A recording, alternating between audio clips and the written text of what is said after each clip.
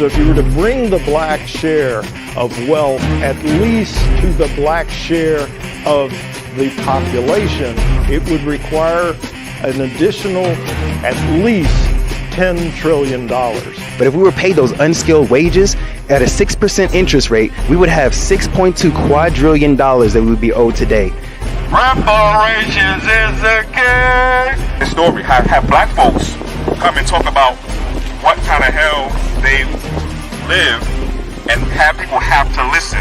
Reparations will set us free.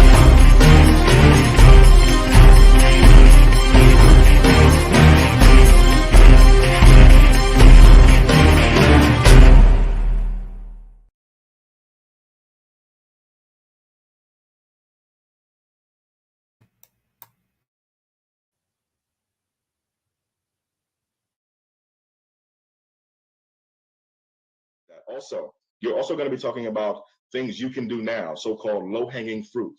We have some ideas about low-hanging fruits. We think you can support AB 1604, specifically Section 4 of AB 1604, which finally asks California and requires, rather, California to disaggregate data for Black Americans who descend from U.S. slavery. Right now, there's nowhere in the state you can go and say, hey, give me some information about Black folks who descend from U.S. slavery. There's nowhere in the state that you can do that right now. That bill, that language would change that. You can support that now. You can also support ACA 3 to remove our horrible exception to and for involuntary servitude right now in our state constitution. I had a great opportunity recently to talk to Samuel Brown, one of the original authors of ACA 3. Brother did 24 years in prison, just came home. Let's welcome Samuel home right now. He wrote the legislation while he was in prison. We can support ACA 3 right now. Support for federal reparations also. You can also issue a support letter for federal reparations. And finally, you can also support a budget allocation to and for the Secretary of State's office, specifically to the Director of Archives, for help in supporting getting records and research ready for how people are going to document their eligibility for reparations. We had a great conversation with the Secretary of State a couple of weeks back. That's something that she recommended that the task force do, and we agree with that.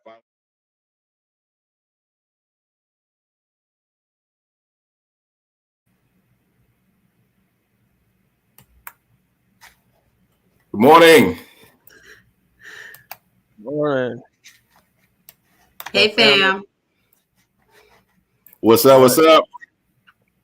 What is going on? What's up? What's happening? We haven't been live since, gosh, the last time we did this was like in December, maybe November. Too long. Happy New Year. Happy New Year. Yeah, Happy we've been a little bit Black busy. American History Month, all that good stuff. Yep. Happy Black American History Month.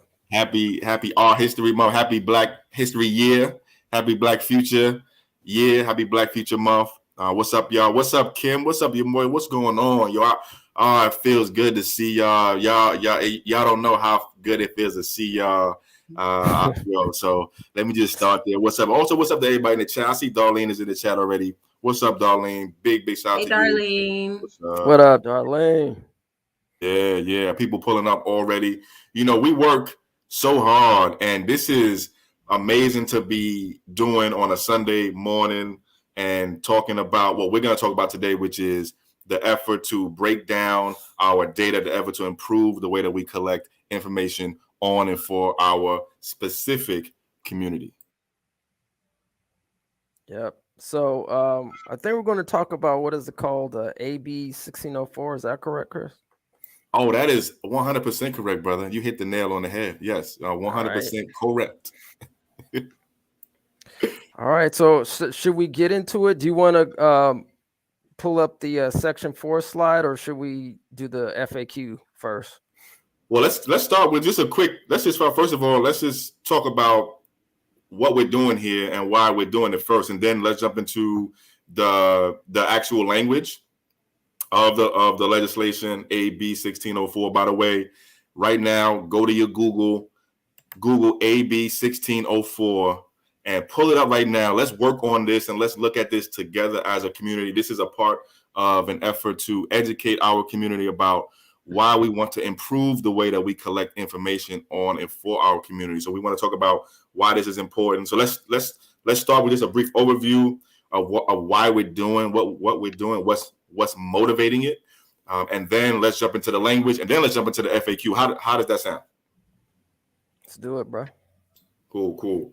Well, I'm happy to get us started here too, actually, because y'all know I have been chomping at the bits, trying to get our community education started around AB 1604, and this is really about changing and improving and leveling up on the way that we collect information on our specific community, and the specific community that we're talking about here are Black folks in this state of California who descend from U.S. slavery. There's a lot of labels for us. Some of us call us freedmen. Some of us call us these things, that things. We talking specifically about Black folks who descend from U.S. slavery. Those of us whose ancestors endured and then overcame and triumphed through slavery, Jim Crow, and ongoing systemic oppression and exclusion, and the things that we go through right now as Black folks. So that's a specific community that we are talking about. And what we have been working on, folks like Kim and Umoya to my left right there, what we have been working on, and with a bunch of other amazing organizers through and with the Coalition for Just and Equitable California, CJEC, and our coalition partners, NAASD-LA, CBLS, ARCC, in the Northern California, Middle California, Southern California. What we have been doing is really working to improve the way that we collect information specifically on our community. And we started this effort really so was it 2021? Kim, do you remember, was it 2021 that we started, or was it 2020? Oh, Kim, you are muted. Gotcha. I think it was 2021 that we started that effort. Yeah, I think you're right. 2021, and we started it in 2021, working on how and why we want to improve the way we collect information on ourselves. We realized that there was a problem, right? That there was a problem. There was a big hole, a big gap, a big space, a big empty space missing from how our state collects information on Black folks in our state. We realized that our state, probably like every state, and definitely like the federal government, uses a very big and broad category, big and broad label for how it talks about Black folks. So our state, our city, our local governments, our federal government, our national government use this very, very big, broad category called Black/African American. And if you look at what that means, if you look at what that category means, it actually means anybody from or with ancestry in the Black racial groups of Africa. That's like the official definition of Black/African American. And what we realized was, hey, there's really no way to talk about ourselves specifically as Black folks who descend from U.S. slavery in that definition. That definition includes us, but it also includes people who are from the continent of Africa, our brothers and sisters from the continent of Africa. It includes people from the Caribbean, our brothers and sisters from the Caribbean. Shout out to them. Shout out to our brothers and sisters from Africa. It includes people that might identify as Black/African American from all different parts of the world who might be here in this country. And what we realized was that as we are part of a big Black family, we are also a very specific group of people with very specific needs. And really, that was why we said, hey, we want to improve the way that our state collects information on us and our government collects information on us, so that we create space and a specific category for Black folks who descend from U.S. slavery. That's generally what we realized back in 2021. Does that sound right, Kim and you, Moya? Head nods. You know what I'm saying? And before we actually get into the language and what we are actually doing about this problem, I want to say one thing about why it's important to actually collect information, and like why do we care about how and why we collect information on and for our community. It's very important that we have accurate, specific information on our community. Our government and private companies that contract with our government collect information on how many black people are hired in this state office or this state agency. How many black people are receiving fund from the city and fund from the state for rental assistance? How many black people are receiving funds or receiving support from the state for this program or for that program? And when our government makes policy specifically to do things to benefit our community, it uses a lot of that information to design the policy that it actually does. So if our government says, hey, we want to do something to help make sure that more black folks are hired, one of the first things they do is say, okay, how many black folks are hired now? And by how much do we want to improve that? If we don't have the right kind of information about what the current situation is, then what happens is we don't always get the best solution. We don't always get the best policy for how to improve our specific situation. And so that's why it's important that we have accurate data. That's why it's important that we are collecting data and information on our community. And as we'll talk about here soon, that's why we are working to improve the way that we collect information on our specific community here in California. A bunch of great folks worked with us and continue to work with us here at ETM, at ARCC, at CJEC as well, along with our coalition partners. And we went to our state, we went to our government officials last year and said, hey, we want to improve the way that we collect information. We had some very awesome elected officials that said, you know what? We agree with you that we want to improve the way that we collect information on our community.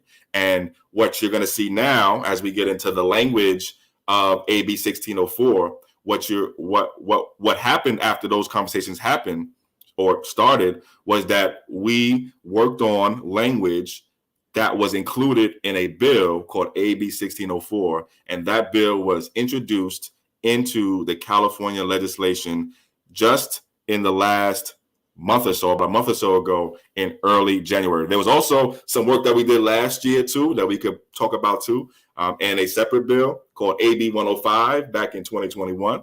But for 2022, the bill that we are using to improve the way that we collect information is called AB 1604, Section 4 specifically. All right, why don't we have me shut up, kinda, and let's go into what Section 4 of AB 1604 actually says. Thanks for pulling that up. So first thing I'm gonna say is, let me ask you, Kim, and you, Moya, when you first read this part, could you understand what this was saying? A little bit. I think for me, and Kim could elaborate if she would like to, I think it kind of makes sense, but it kind of doesn't make sense. As a matter of fact, I think the part, especially where it says African Americans who are descendants of persons enslaved in the United States, that makes sense. But then if you go down underneath, looks like underneath item line C, it says African Americans who are descendants of persons enslaved in the states, means individuals who self-identify as Black. I think that makes sense. But then also, let me see. Yeah, no, I mean, it pretty much, I think there was something in there that kind of threw me off, but I'm just gonna lay back and because at first, when I first saw it, I thought the descendants part was kind of throwing me off. I mean, it makes sense, and it looks like it's separating, the different quote unquote ethnic groups within, the Black folks. So that part makes sense. But at first I thought the African American thing kind of threw me off because it was in two different sections. But I guess underneath it just defines what the descendants of U.S. enslavement is. Is that correct? Yeah. So one, thanks for sharing that part, because that's actually I'm actually looking forward to getting to exactly what you are talking about, where we are defining what we mean by the different types of groups, right? The different types of Black folks. But Kim, I didn't want to jump in before you had a chance to respond here. Was when you first saw this, when you first read this, did everything make sense? Did some parts make sense? Did some other parts not make sense? I have one thing that didn't make sense to me that I definitely want to talk about. Well, I mentioned this to you before. In part one, it says African Americans who are descendants of persons enslaved in the United States. Part two, African Americans who are not descendants of persons enslaved in the United States, including but not limited to African Blacks, Caribbean Blacks, and other African American Blacks. So I had questioned why in part one, Black was not indicated, because we are the original Black group here in America. So I just, was wondering why we were not identifying ourselves as Black, American Black, some kind of Black, taking Black back. And you explained to me that it was further down in the document. You set me straight on that one, but I was just wondering why it wasn't included somewhere in, the number one, letting people know. Yeah. No, and I'm taking notes as y'all are both talking here too, because I want to get to each of those points, and I think we will, especially as we get to the FAQ. By the way, folks, we have put together a quick FAQ with some just general questions, but some general questions about AB 1604 and the overall effort to improve the way we collect information on our specific community. But for folks who are watching and for folks who will watch this, we want to hear your thoughts and your questions too, right? What questions do you have about this effort to improve the way that we collect information on our community? And I want you to notice one thing. You notice that I haven't used the word disaggregate yet. Okay. Now, for those of us who are more close to this work, we often use the phrase disaggregate the data. And that works very, very, very well, and you probably will hear me say that. What I'm also working to do is, and this is part of what we have decided to do as a part of our work to ultimately see AB 1604 pass, right? But we have decided to educate our community about this process, about this work. And so what I've been trying to do is talk in terms that our people can more easily understand, right? If I grab if I close my eyes and I just, grab a Black person off the street and I say, do you know what the word disaggregate means, right?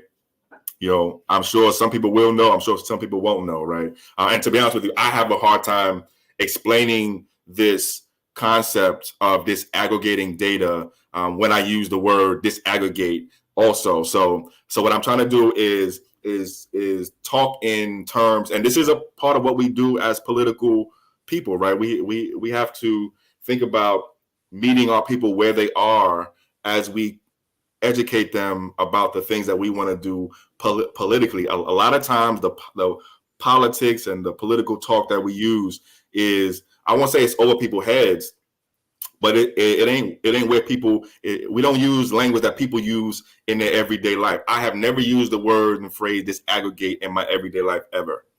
I've never said I'm going to disaggregate the salad from the dressing, as I'm making a salad, or that I'm going to, I've never done that, right? So I'm just pointing that out here too. But I do want to say again that for those who are watching, we do want to ask you, what questions did you have about this effort to improve the way we collect information on our people? What questions do you have about this particular bill, AB 1604? What do you understand about it? What don't you understand about it? And hopefully we can answer some of those questions today and as we work to get this bill passed. One thing that I have to share that could possibly be confusing to people is when you pull up AB 1604, you see a lot of stuff that's not about collecting information, right? When you first pull up the bill, right? First of all, the title of the bill is called the Upward Mobility Act of 2022. That's the official title of the bill, the Upward Mobility Act of 2022, AB 1604. It's not called the Improve the Way We Collect Data on Black People Act of 2022, right? It's called the Upward Mobility Act. And when you first read the bill, if you read the summary, if you pull it out right now and you read the summary and you don't go to section 4 first, if you start from the top down, the first thing you see is that this bill, this legislation is about improving, changing, making more quote unquote diverse our states, boards, and commissions. So you're like, wait a minute. First of all, what does this have to do with, improving the way we collect data on Black folks?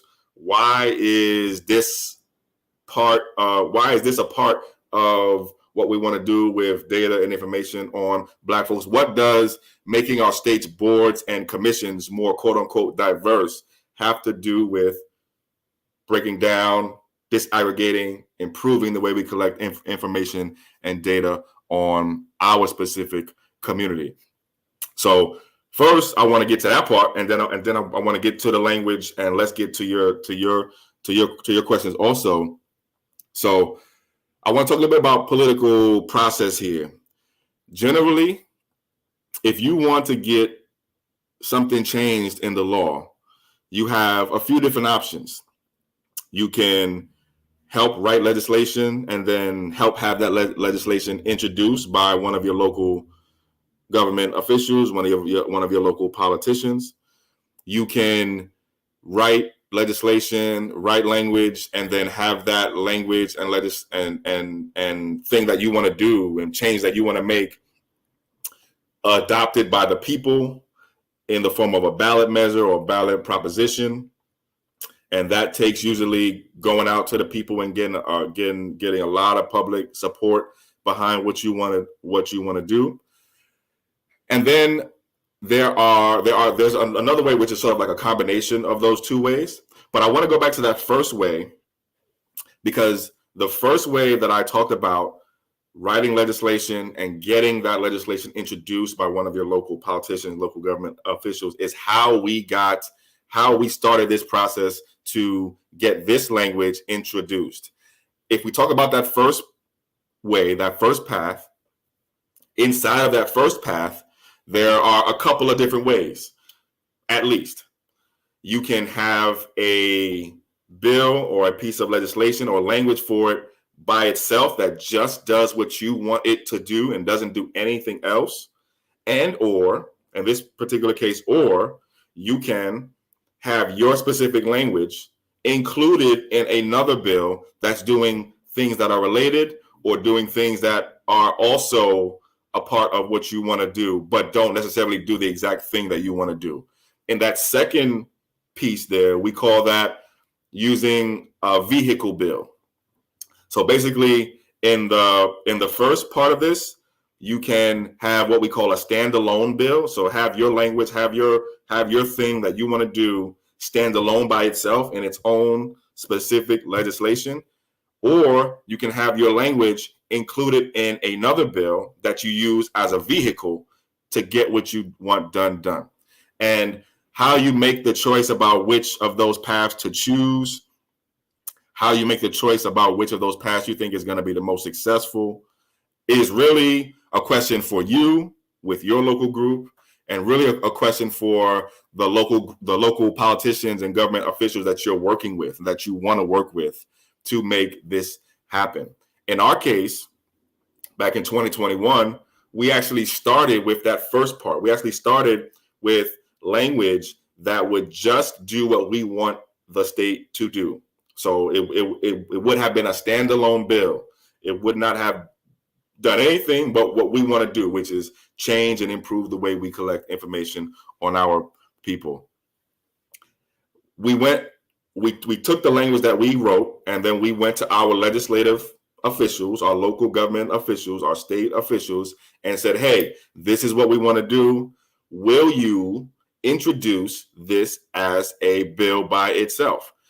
For those who don't know, here in the state of California, probably in almost every other state, at least many other states, and at the federal level specifically, no one can introduce legislation into the legislative process except for elected legislative officials. So for example, I have a bill right now. I want to do something.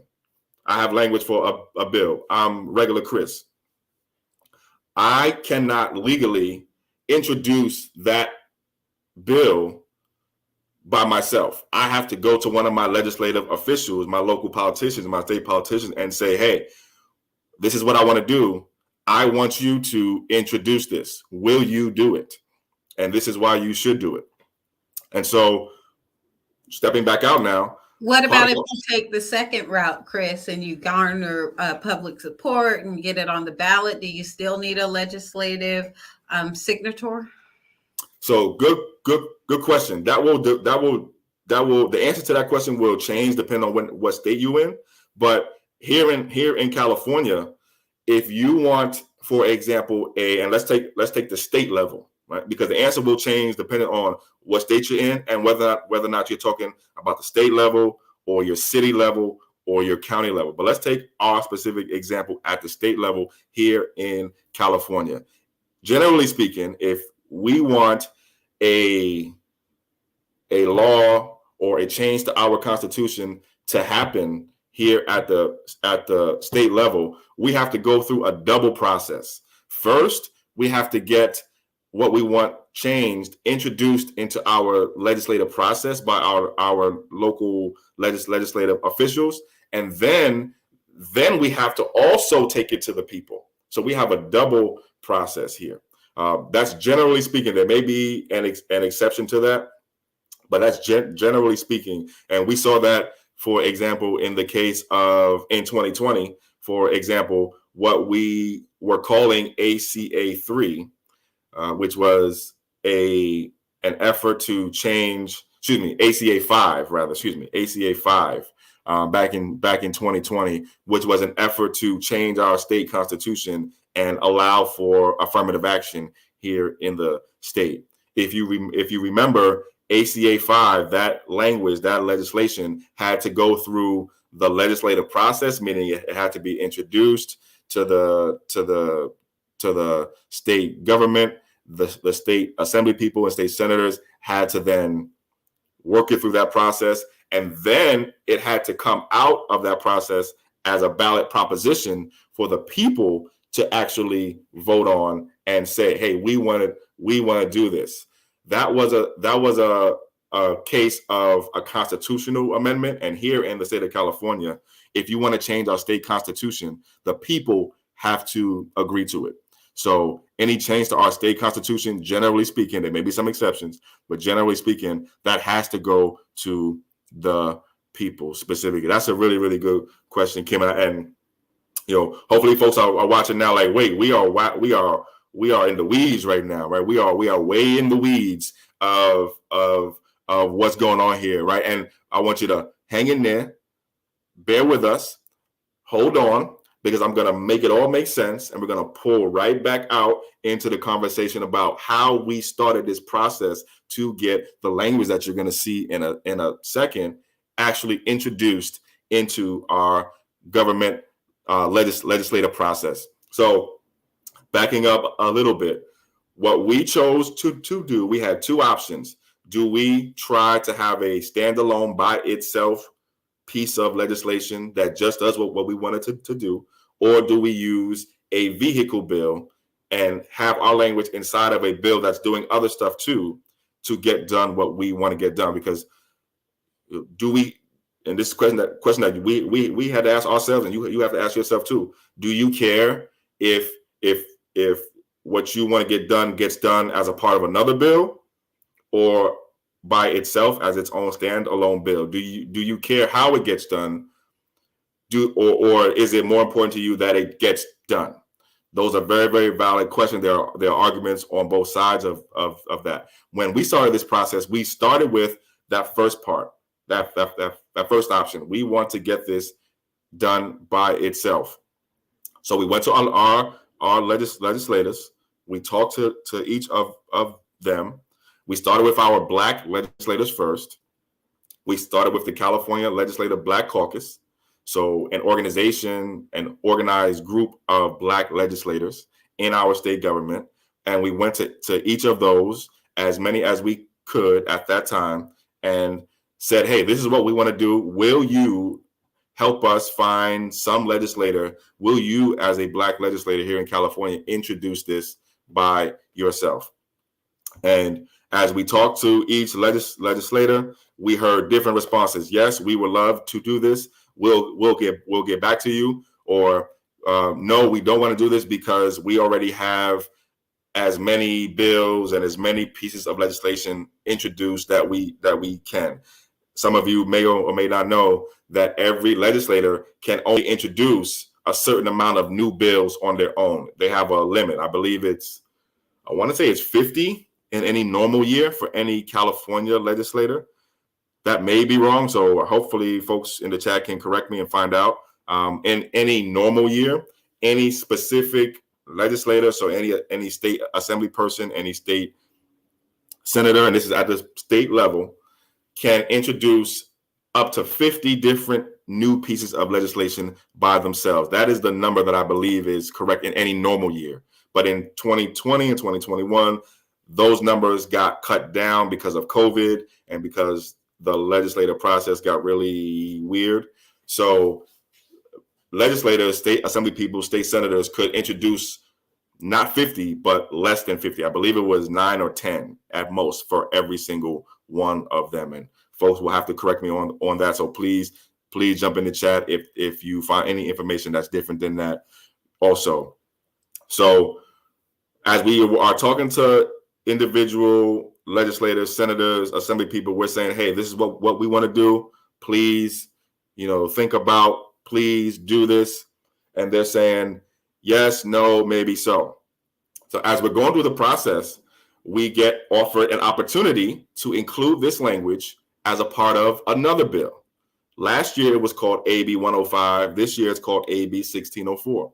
And we took the opportunity this year and last year to have our language introduced as a part of another bill. We said to ourselves, we want to get this done no matter what. So if it happens by itself as a standalone bill with nothing else going on, or if it happens as a part of a vehicle bill, we just want to get it done. And that's why when you open up AB 1604, you'll see for the first 3 sections plus the summary, there's nothing about changing the way we collect data on Black folks. There's all of the information that you can probably handle about doing other stuff, specifically making our state boards and commissions more quote unquote diverse. So that was where I first would have had confusion if I just opened up this bill and said, hey, wait a minute, I thought y'all wanted to change data. Why are we talking about state boards and commissions and diversity, et cetera, et cetera? All good things to talk about, right? And all good things to consider, right? Whether or not you're for it or against it, it's great to talk about it, great to at least consider it. But why aren't we talking about just changing the way we collect information on Black folks? So that's how and why I would have been confused if I first opened up that bill. What's up, Chris? Real quick. So the other bill, what was it called again? AB 105. 105. Now, in that bill, didn't it have more like ethnic groups involved with it, right? Because if I recall correctly, it had pretty much all the ethnic groups that were supposed to be disaggregated, right? And this one, it just seems like it's specifically dealing with Black folk. So I don't remember if in AB 105 there were any other groups that were seeking to disaggregate themselves. But in both AB 105 and AB 1604, so AB 105 last year, AB 1604 this year, in both of those, if you read the first parts of the bill, what it's really trying to do, if you don't need to understand the legal talk here. What it's really trying to do, generally speaking, is to make sure that California's state boards and commissions have people who are of non-white, Black, Latino, Asian, women, all different kinds of people on our boards and commissions after, I believe, 2022. So what AB 1604 does generally is say, hey, we want to improve the chances for upward mobility for what they call minorities and disadvantaged groups, right? And we want to do this on our state boards and commissions that are voluntary and that are and we want to do this after 2022. And so then it goes on to define what it means by minority/disadvantaged groups. And it says by minority and disadvantaged groups, we mean Black or African American, Asian, Latino, women, veterans, disabled folks, right? And then it goes on to say, hey, this is what we want to do for them when it comes to our state boards and commissions. And then if you go down to section 4 in our language, it says, by the way, that category called Black or African American, you need to break that down even further. You need to disaggregate that even further. You need to improve the way that you collect information on what you call Black or African American. So to your question specifically, in both cases, in the last effort, AB 105, and the current effort, AB 1604, there are descriptions of a bunch of different groups, but in both cases also, in AB 105 in 2021, AB 1604 in 2022, we have language saying, hey, when you get to the Black folks category, we want you to break that down, and we want you to do something else. We don't just want you to do this for state boards and commissions. We want you to do this for any state agency, every state agency and department across the state. So wherever there's data collection going on, whether it be in the education departments in our state, whether it be in the civil rights departments of our state, whether it be in the housing departments in our state, whether it be in the criminal justice departments of our state, et cetera, wherever you collect any information, we want you to break this category down. Hope that answers your question, my brother. Well, I know that the governor last year vetoed 105. So with the kind of updating of the language, what's the likeliness that he won't veto this bill? Well, if you ask me, it will be not in the governor's interest to veto AB 1604. And you made a great point, and we didn't say this to start. Let's say it now. Again, in the last effort for this in 2021, AB 105, the governor vetoed that bill, and that bill had our language in it. And as a part of the reasons for why he said this was vetoed, there were a bunch of different reasons. But one of the reasons was, and he did point to this in his veto letter that's public, folks can go read this. He did point to the fact that the bill would make changes to the way that California collects data, and that those changes would cost, I think from our conversations, and we're gonna get to some talk about cost too, but that this would cost, I believe, about $10 million. So to make the changes that we want would cost about $10 million, and that they would rather go through the state budget process to make those changes if that's going to be the kind of cost that's going to be associated with what we are trying to do. So to your question about how likely, I can't give you, odds, but I would say that we are working very hard to make sure that this bill is not vetoed, that this legislation gets a signature at the end of the process this time. And let's keep it real.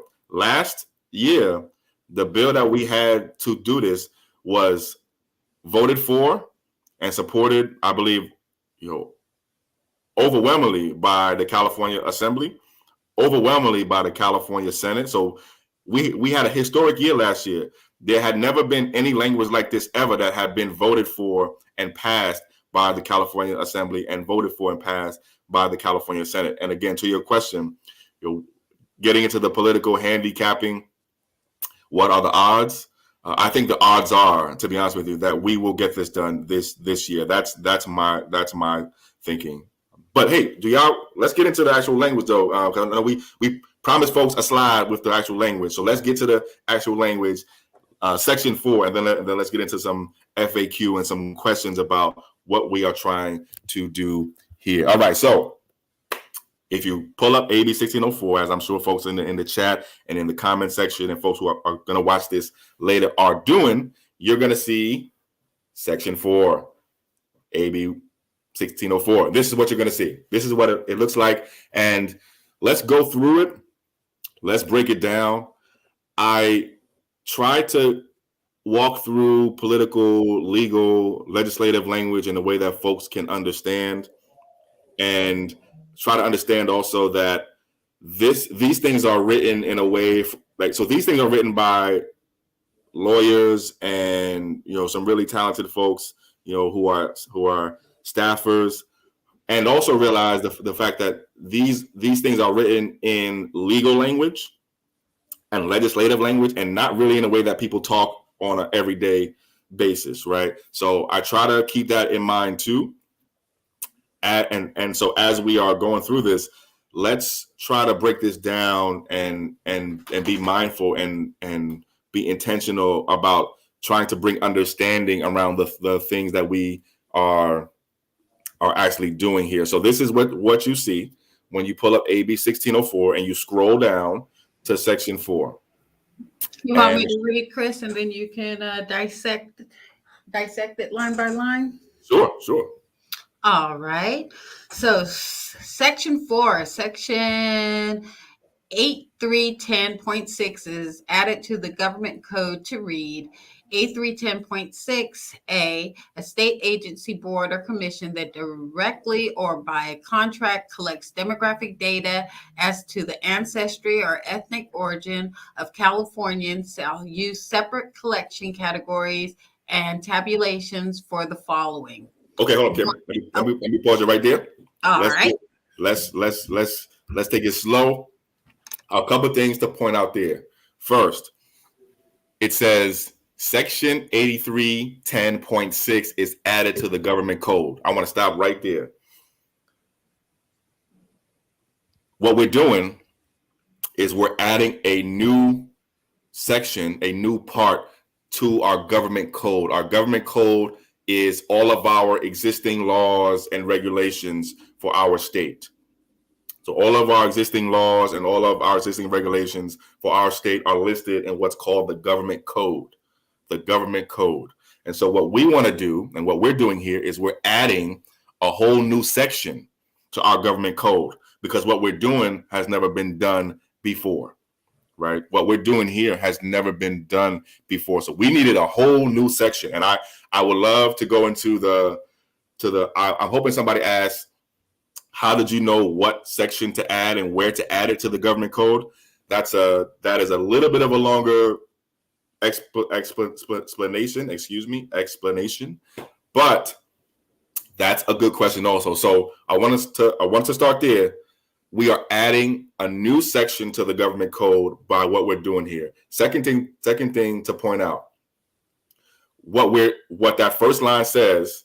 So a state agency, so any state agency, any state board, any state commission that directly or by contract collects data as to the ancestry or ethnic origins of California shall, and by shall we mean must. So in legislative language, shall means must. So it's not if you want to, you could, maybe, if you think you should, maybe it would be a good idea. It's must. Shall equals must. So this is the government directing and requiring any state agency, board, or commission that collects any demographic data on the ancestry or ethnic origins of California to use separate categories for the following. And please continue, Kim. Okay. 1, African Americans who are descendants of persons enslaved in the United States. 2, African Americans who are not descendants of persons enslaved in the United States, including but not limited to African Blacks, Caribbean Blacks, and other African Americans or Blacks. Okay, let me pause there. First of all, I want to say congratulations. Okay. That is amazing to see, hear, and read, isn't it? Right? There's never been language like that I can't think of any language ever like that. I've been trying to find it in some other state, in some other city. There's never been, nothing like this has been introduced ever that I can tell. Is And there Chris, yep. I'm sorry, Chris. Is there a specific person that we should give a shout out to for that particular language? There's a lot of great people we should give a shout out to. We had there's a lot of great people, so I want to highlight the amazing organizers, activists, community folks working with Coalition for a Just and Equitable California, who sat through many hours of many meetings back in 2021 and now through 2022, working on the specific language for what you just read, Kim, those 1 and 2s, that 1 and 2. We had Congratulations, CJ. Yeah. Congratulations. And Kim and you, Moya, you were a part of that, right? As were, the other members of the ETM team, CEO, and amazing organizers in LA and Southern California, in the middle of California, the Inland Empire, San Bernardino County, in the Bay Area, in Sacramento, Elk Grove.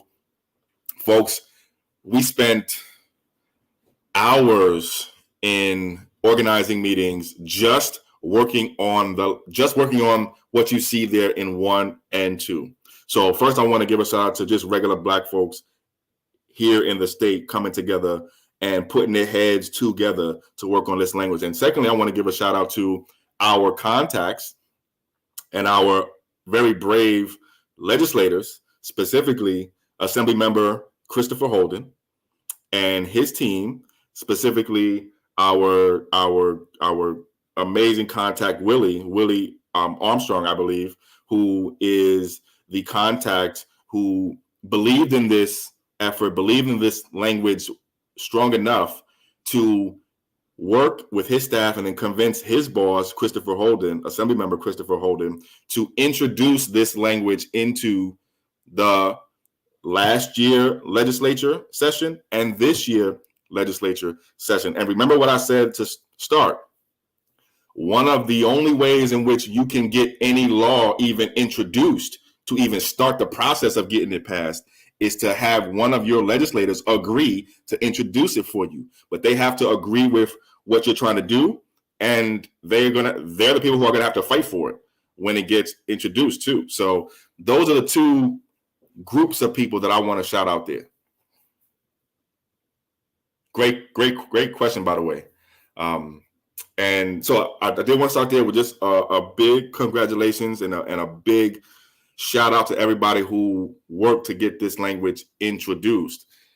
And then I do want to point out a couple different things here, because this gets to your questions earlier, Kim, about why are we using specific language? Why are we using African American? Why is Black not there? Short answer to that question is the answer to that question is in the later parts of the bill, where we actually define what we mean by African Americans who are descendants of persons enslaved in the United States and African Americans who are not descendants of persons enslaved. And actually, now that you brought that question up, Moya, there's one other person that I must shout out here. How could I forget this person?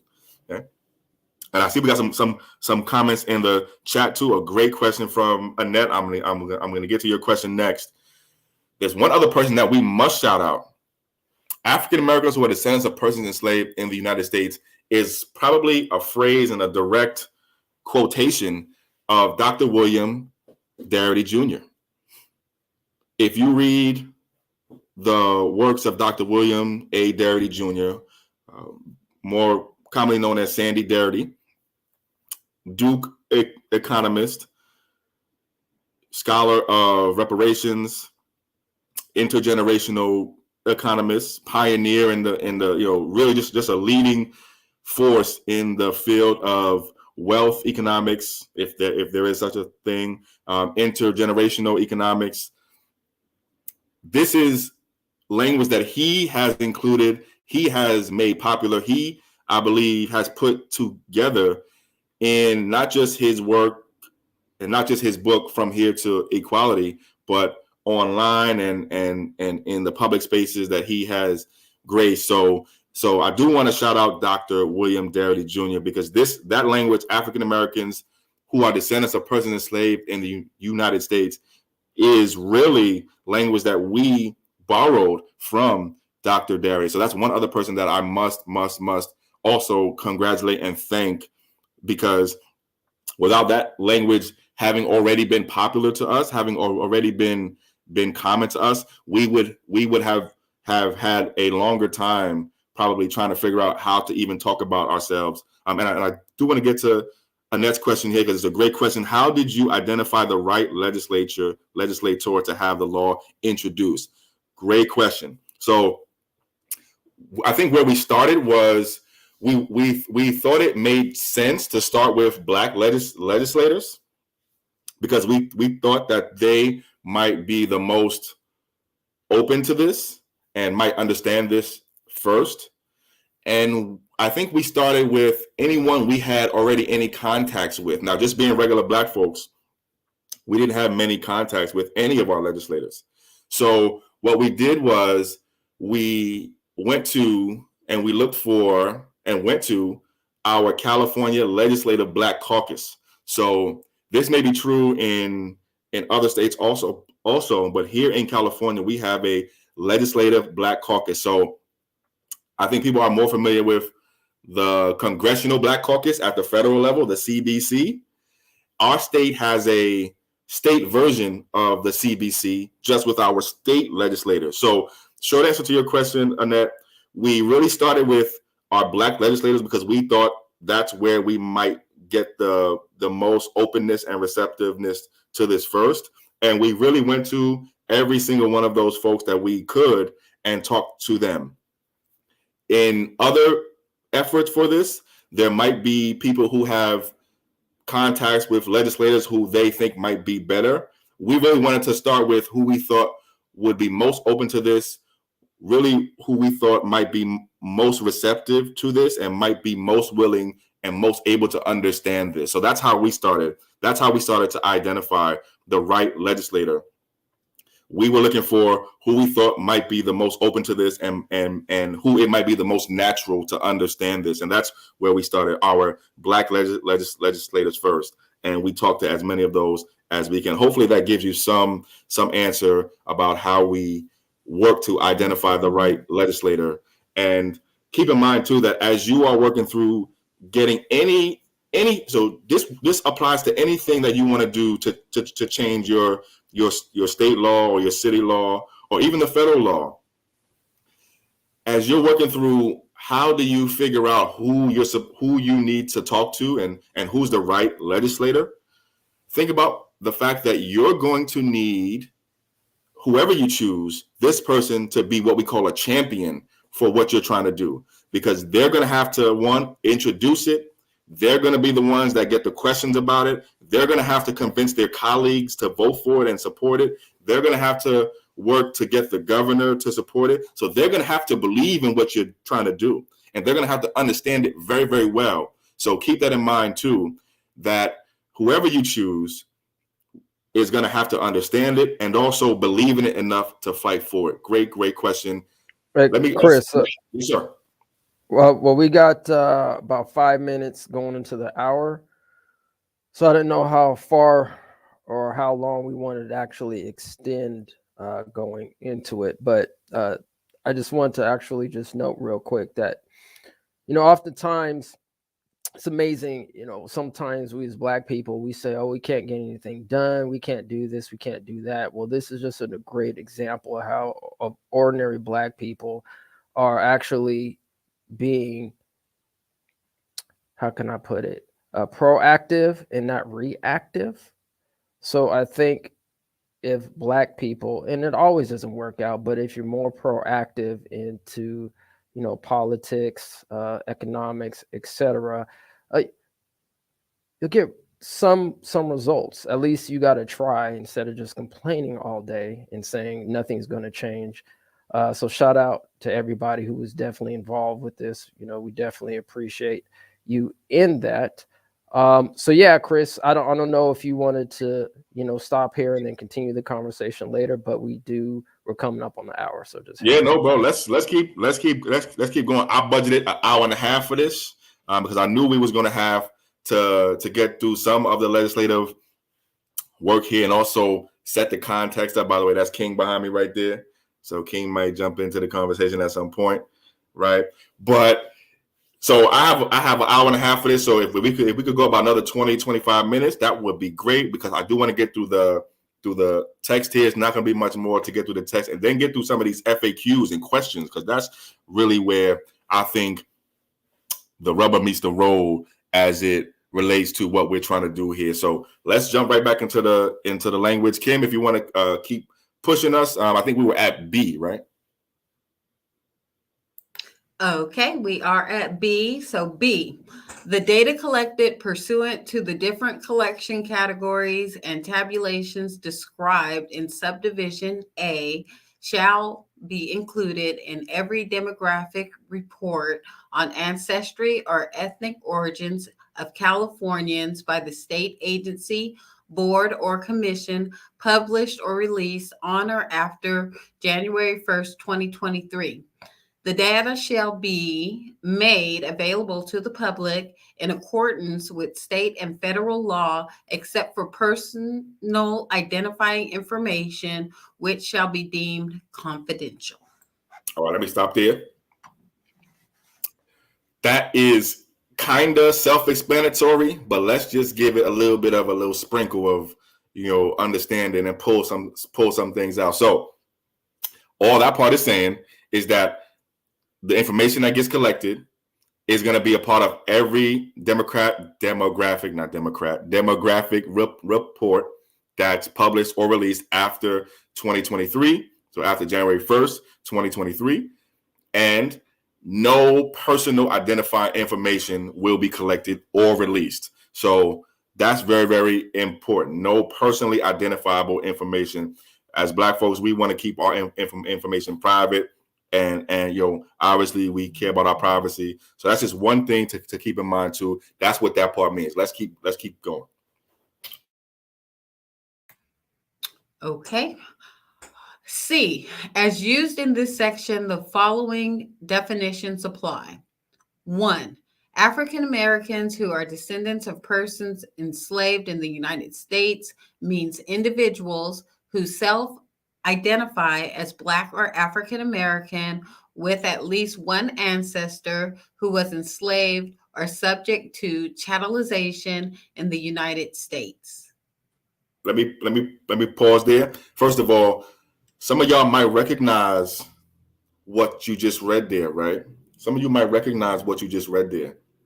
If you have been following the reparations movement, if you have been following what's going on in the reparations space over the last 2-3 years, if you are at all following what's going on, you will recognize some of what you just heard there, because some of what you just heard there sounds a lot like what people are supporting as part of how people would qualify or be eligible for reparations. And one thing to mention here is that this kind of legislation, what we're doing here in AB 1604, specifically Section 4, is very useful, not just for making better policies that make your schools better, making better policies that make your housing better, making better policies that make your life better as Black folks, generally speaking. this is also very useful for what we are expecting to see as part of California's reparations effort. Those of you who are following what's going on here in California should know that California has a first in the nation reparations task force working right now to create reparations proposals. And as part of that work, California is going to have to specifically figure out who's eligible for reparations and how do we define who's eligible and what criteria and what framework and what standards we use for who's eligible. And so what you just read in part one there, Kim, is a way that those of us who support a specific lineage-based eligibility standard, that's part of what we think must be a part of your criteria, your standards for how you would qualify to be eligible for reparations. So that's why I wanted to pause there at part one. And Kim, you're going to read part two, but in the interest of time, maybe you don't want to read all of the countries listed in part two and part three. I'm just giving a suggestion there. Totally cool if you want to do. But those are a lot of countries. I think we've got time. It's important. Okay. Let's just get through it. Okay, so part two. African Blacks means individuals with origins from the continent of Africa, including but not limited to one or more of the following countries: Algeria, Angola, Benin, Botswana, Burkina Faso, Burundi, Cabo Verde, Cameroon, Central African Republic, Chad, Comoros, Cote d'Ivoire, or however you pronounce that one, Democratic Republic of Congo, the Hadi, Egypt, Equatorial Guinea, maybe I shouldn't have read them all, but there's a lot of them.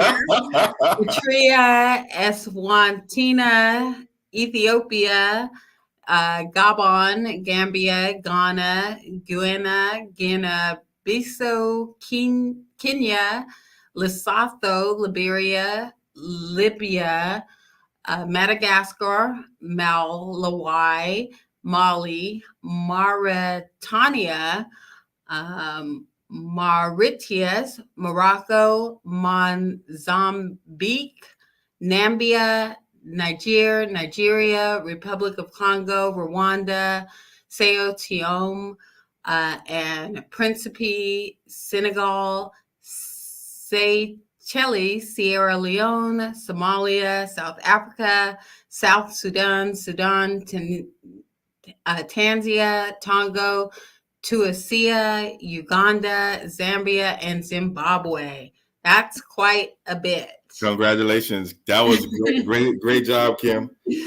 Thank you. Now break down what all that means. So really simply, it's just a way to say, hey, African Blacks, as we use. So by the way, we're in the definitions section of the language. So many times as you're writing legislation, you have to actually define what the words you're meaning says. So you actually have to include a section called definitions. And this is what we're going through now, because we use words like African Americans who are descendants of persons enslaved in the United States, African Americans who are not descendants of persons enslaved in the United States. And so the question becomes, well, what does that mean? And so it's on you. It's up to you as somebody writing legislation to actually define what you are meaning and what you are saying, so that it's clear. So here we used, up at the top, we use, African Blacks, right? So then the question becomes down in the definitions part, down at the bottom, what do you mean by African Blacks? And we mean individuals with origins who self-identify as, with origins from the continent of Africa. And then we listed a bunch of countries. And there are probably other countries that we could and probably will include at some point, or probably could be included. But we covered a bunch of different African countries here to make it clear what we mean by African Blacks. And that's what we're going to do in the next section, which is section 3 for our Caribbean Black brothers and sisters. Okay, section 3, Caribbean blacks means individuals with origins from Caribbean countries, including but not limited to one or more of the following countries: Belize, Puerto Rico, Cuba, Jamaica, Haiti, Trinidad and Tobago, Guyana, Barbados, uh, Grenada, Saint, how do St. you Croix. pronounce St. Croix, St. Kitts, the Bahamas, and the Dominican Republic. All beautiful islands, right? You know, I'm sure some of you Yeah. have traveled to those islands, or you know brothers and sisters from those islands. Beautiful islands, beautiful spaces, beautiful, beautiful people down there. And so that's what that section means. And again, we are just defining what we meant earlier, right? Please continue. 4, other African Americans or blacks means individuals with African ancestry originating from any country not included in paragraph 2 or 3. Okay, and that will conclude section 4. And that last part there just says, hey, if we missed anybody, then that's where you go, right? If we missed anybody, because I'm sure there are places and peoples who we missed, then that's a category for those folks who we missed, because we realize that we're not going to be perfect, right? That this is really just the start of what we're doing here. And so, we're not perfect in how we have talked about the different countries. So there are going to be folks that we missed. And so that's a category for those folks. And it's also important to mention too, that we also said in 2 and 3, so C, 2 and 3, that these are the folks who we're talking about, including but not limited to. So again, we're leaving space for the fact that we are going to be talking about people who, we're not going to be catching every single person who we think we're talking about. So that's just a way to keep us, safe and honest as we write this. So that's the language. Any questions? Now, do y'all have any questions based on what you just read? And from what you just read, does that help answer the questions that y'all had to start? If you're talking about people in the chat, I don't know, but maybe for them. Yes, I mean, it now kind of makes more sense how the information could be disaggregated in terms of the data. Kim, can you pull up the AB 1604 slide, please? Would appreciate it. I'm sorry, my bad. Section 4. There are 2 things that I wanted to touch on. Okay. One,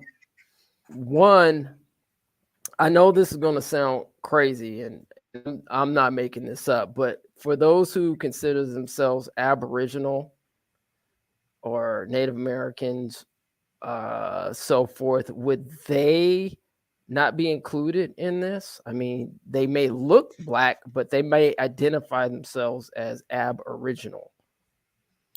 And I have a question that kind of is related to that. What about Black Americans that don't descend from slavery, that may have been here but weren't actual slaves? Where do they fall in? Great question. So to your question, you Moya, this is a self-identification standard, right? So it depends on how people self-identify, right? So if you look at what we call African Americans who are descendants of persons enslaved in the United States, what we mean by that are people who self-identify as Black or African Americans who have at least one ancestor who was enslaved in the United States. So if that fits for someone who might consider themselves Aboriginal, meaning they self-identify as Black or African American, and they also have someone who was enslaved in this country by this country in their ancestry, then whether or not they consider themselves Aboriginal or not wouldn't even matter there. As long as they have those 2 things, self-identify as Black or African American, have somebody in your family who was enslaved in this country by this country, then they would also fit there. And if they don't believe that they had, or if they don't think that they had someone in their family who was enslaved in this country by this country, if they don't self-identify as Black or African American, then no, they would not fit there.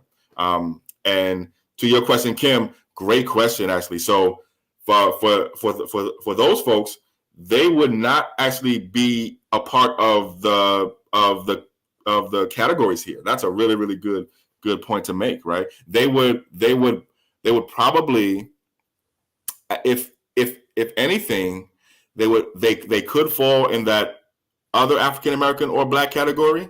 But that's a really, really great point, Kim, that for those who, and we're thinking potentially about a very small group of people here, right?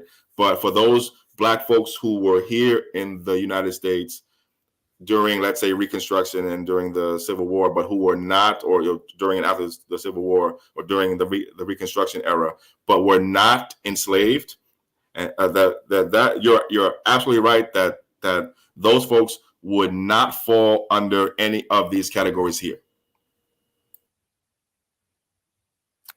All right, and I did kind of have a crazy question, man. I'm like, should I ask it? Okay, this is gonna sound crazy, bro. Now, how? I know it's gonna sound. I'm just gonna throw it out there. Somebody, quote unquote, non-Black. One, because with affirmative action, some have said that actually white women were the ones who actually got most out of affirmative action. So if they're actually disaggregating the data, I mean, how are they going to, like, for example, like say, okay, we definitely know like this person is like fits in this category because this is based off of like data and information and so forth. So I mean, how is this going to be really truly based on people in this particular category when people can just make up whatever? So good question there too. So this is a self-identification standard. So I don't know any white women who self-identify as Black women. I don't know any.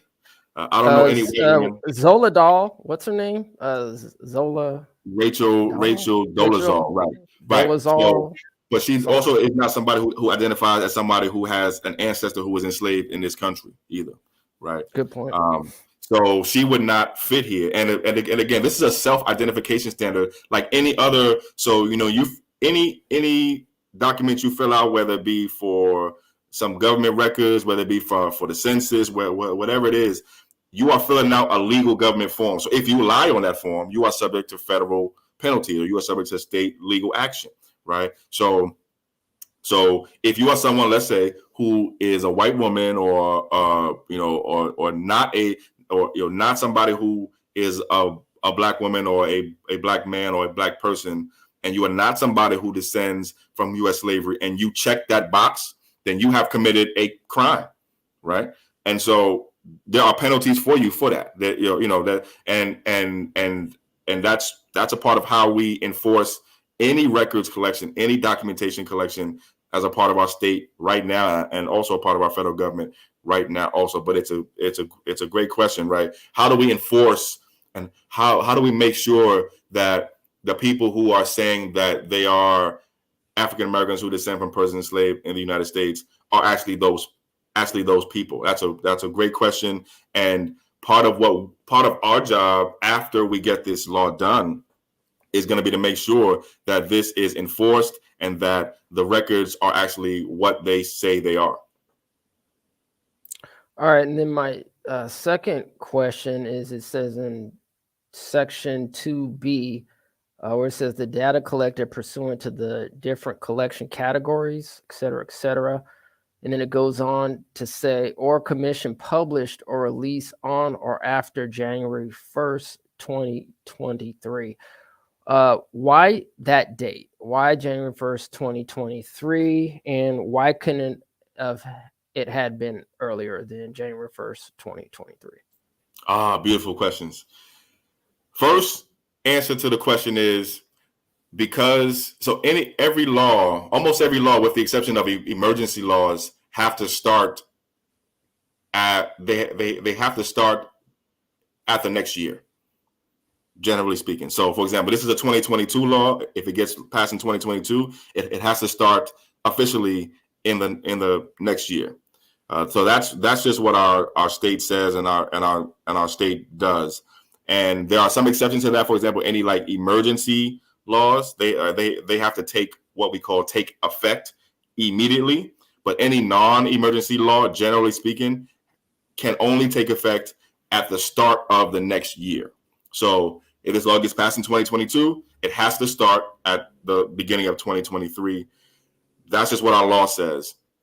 That gives our state time to make any changes it needs to its collection, to get ready for it, et cetera, et cetera. So that's the answer to the first part of your question. And the answer to the second part of your question is actually in the answer to the first part of the question, which is that's how our state does it. Any law that we pass this year can only start as early as next year.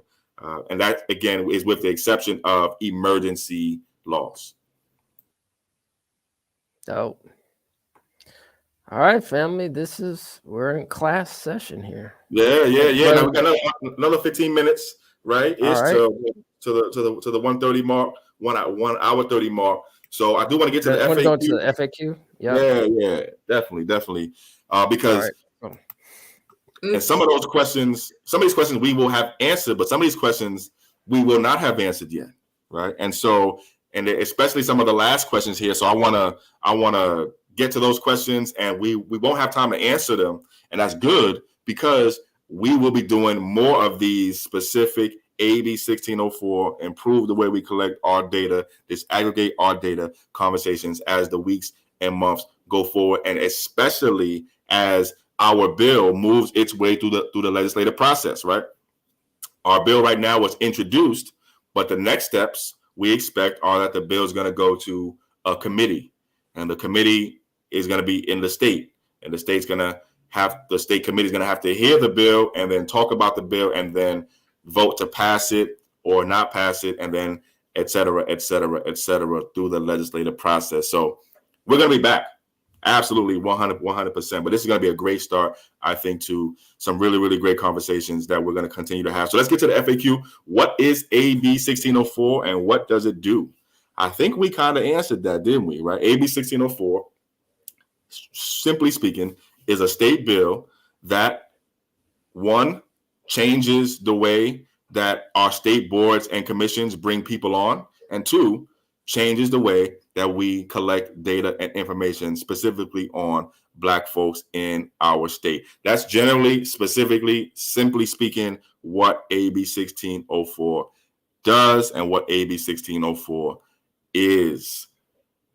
Why should we change the way we collect info and data on our community? This is a really, really important question. We didn't actually talk a lot about this. We talked about it in the opening and sort of overview, but we didn't really talk about why. Why are we doing this, right? We talked a little bit about it. We talked about the problem that we have, but we didn't make it clear enough, I think. So let's make it clear here. Why should we change the way we collect info and data on our community? Now, there's a bunch of different reasons for this. Generally speaking, though, right now, we have a problem. The problem is that the way we collect information on our people, specifically the fact that we use Black/African American as the category of data collection and the way we describe our people, is too big and too broad. It's too big and too broad. What are the outcomes of that problem? What are the negative consequences of that problem? The negative consequences for us as Black folks is that we don't get specific benefits to our community. We don't get specific help to our community because of that problem, because of the fact that we have this big, broad category called Black or African American. And so, because we have this problem, we have that negative outcome, we have that negative consequence.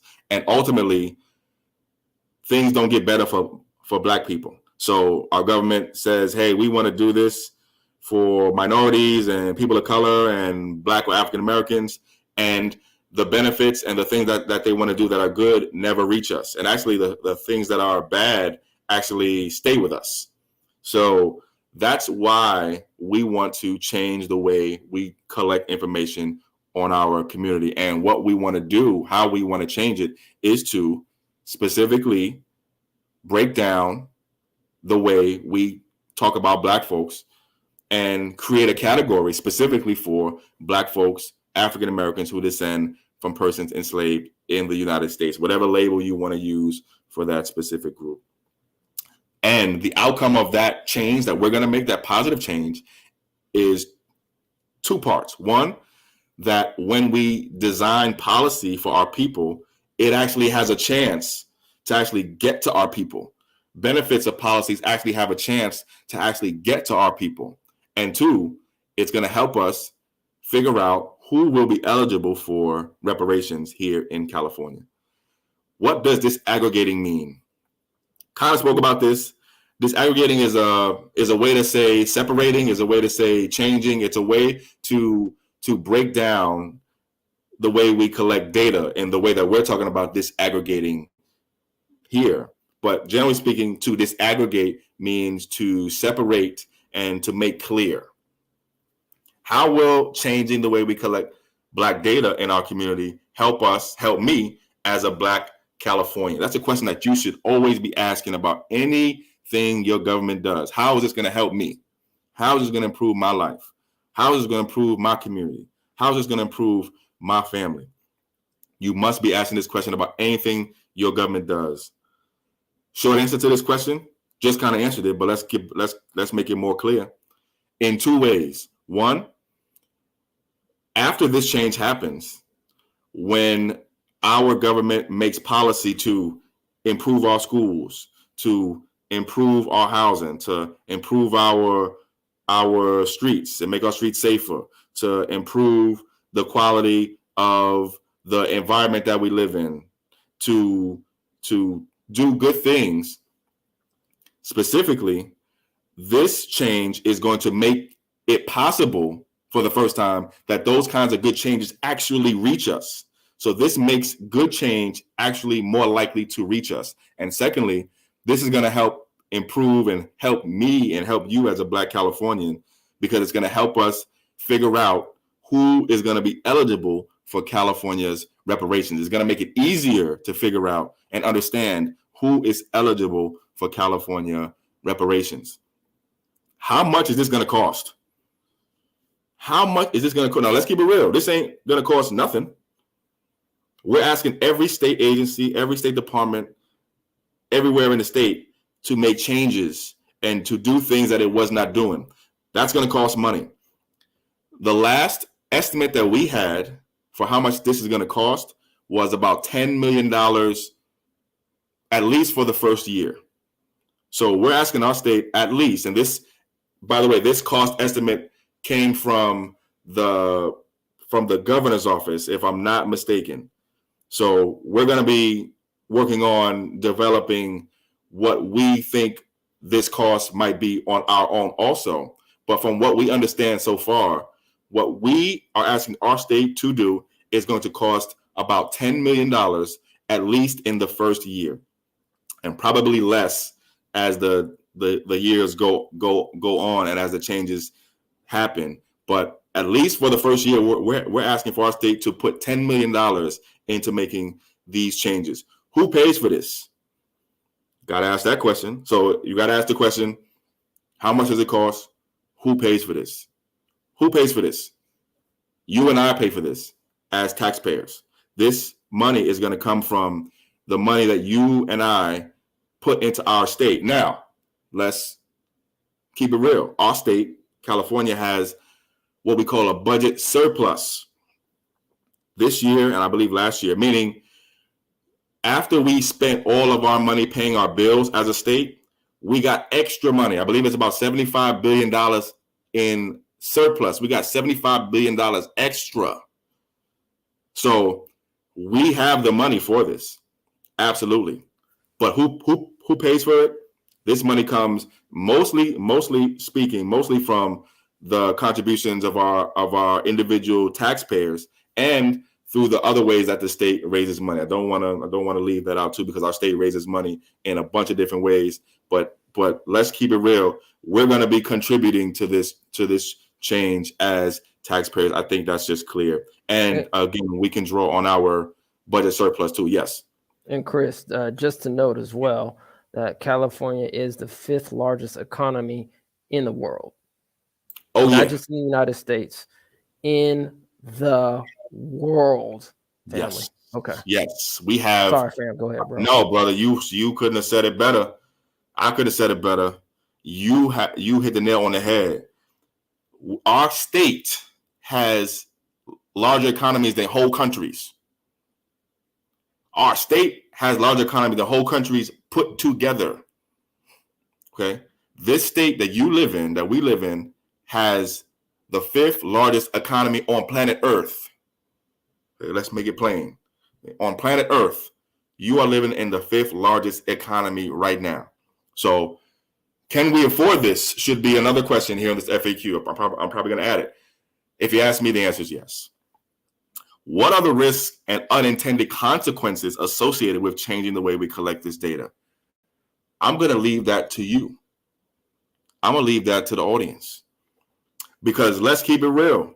There are always risks. There are always unintended consequences with doing anything in government, with changing anything, with doing anything in government. And it's a part of our job as being responsible people trying to make good change, that we are open and honest about those risks and unintended consequences up front, and that we prepare ourselves to make those risks and unintended consequences as small and as least harmful as possible. So, fam, we made it through the FAQ. We made it through the slide with the language of the bill. We talked about what this effort is about. I want to leave the folks here, as we have another 3 minutes here, two or 3 minutes before we wrap up. I want to leave the folks here with just a call to action, really. And that is, one, to be a part of helping us get this law passed.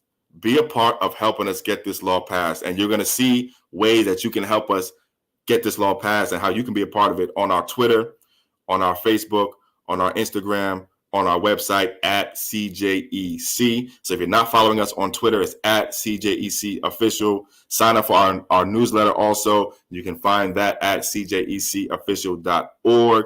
Check us out on Instagram as well at CJEC, on Facebook at CJEC, at ETM Media, at ETM Media Group. ETMmediagroup.com is the email. Stay tuned for ways that you can help us get this law passed. But we're going to need you to help us not just get this law passed, but get the governor to sign it this time. Because we don't want to do this and then have the governor veto it again.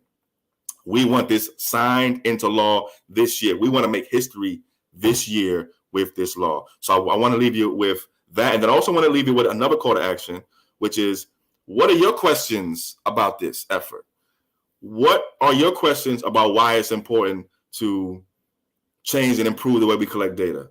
What are your questions about why this is important, and how do we get this far? How do we get this done? So that's what I want to leave it. Kim and Yamoya, please jump in if y'all have anything to add. But yeah. Yeah, I mean, I'd just be interested if anybody in there in the chat or anybody watching on replay can think of anything that would be problematic, or what did you call it, unintended consequences, what those might be, because I can't think of anything. I'm like, what have we got to lose? Yeah, that's a great point to make, him.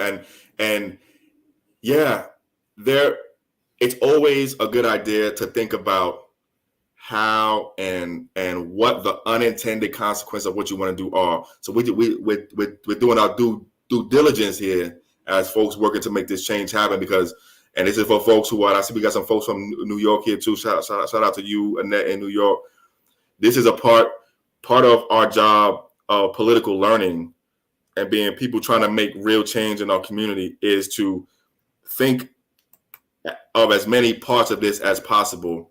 And we want to always think about the good things we want to do, but also what are the risks associated, and what are the risks that might be a part of what we want to do. I can't think of any. So yeah, please let me know, because I actually have a list. Oh, do you? Okay, Yeah, all let's right, wait all on- let's right, wait for the next one. Yeah, I have a whole list. all right. Yeah, I think eventually we should actually read through the whole AB 1604 like we did AB 3121 for the family, so we can get a little granular information going on. Eventually we'll try to get there. But yeah, family, in terms of us coming on doing this live thing, obviously we've been very busy. Obviously we got personal lives as well. We've been really in the trenches trying to get this thing moving.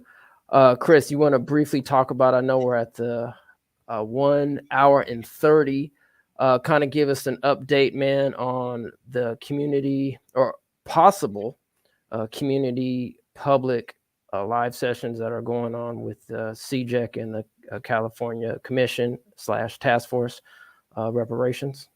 Yeah, definitely, man. So yeah, first of all, I want to just give Kim, you a shout out, you a shout out, CO, a shout out to the ETM Media family, everybody that supported this broadcast. Nobody's doing this kind of work that I could see online, giving us the tracking and the following specifically of what's going on here in California. Everybody does a lot of great work online, and I don't want to minimize anybody's work, but specifically of what's going on here in California, specifically on California reparations and our effort to change and improve the way we collect data and information on our community. I think ETM Media is the source, is the focus, is the hub. So make sure you like and subscribe and share this and talk to somebody in your family about what we're doing here on ETM Media. I am always grateful and honored to be even a part of what ETM Media does, the Mass Media does. So I want to give y'all a shout out. Y'all have been, as you say, you more in the trenches, on the ground, in the air, everywhere, putting in tremendous work. I know the folks who watch this on the replay will agree with me. I know the folks who are watching this right now in the live agree with me as well too. So big shout out to you. And yes, to your question, really, really quickly. So as it relates to California reparations, our California Reparations Commission / Task Force has approved 12 public community listening sessions. Our organization, CJEC, Coalition for a Just and Equitable California, will be hosting 2 of those community public listening sessions. And these are going to be specifically to hear from you, hear from our California public, hear from our community about what we want to see as reparations here in California, who we think should be eligible for reparations here in California, how we want these things to be implemented here in California. And that's what these listening sessions are. If you are following the California reparations process, you know that they do public meetings now. And the public meetings have a public comment part, which is about an hour. But really, the public meetings are to hear from expert witnesses and hear from the task force. It's not all about hearing from the community. I consider folks in our community as expert as anybody, because you are actually living the things that are going on. And you are actually the reason why we need reparations. So these public listening sessions were approved back in 2021, I believe late August or September, as a way to increase public participation, increase community engagement, increase community listening. And so 12 listening sessions are going to happen. The California Reparations Commission has selected 6 community organizations to host at least 2 of those public listening sessions. So 6 times 2 equals 12.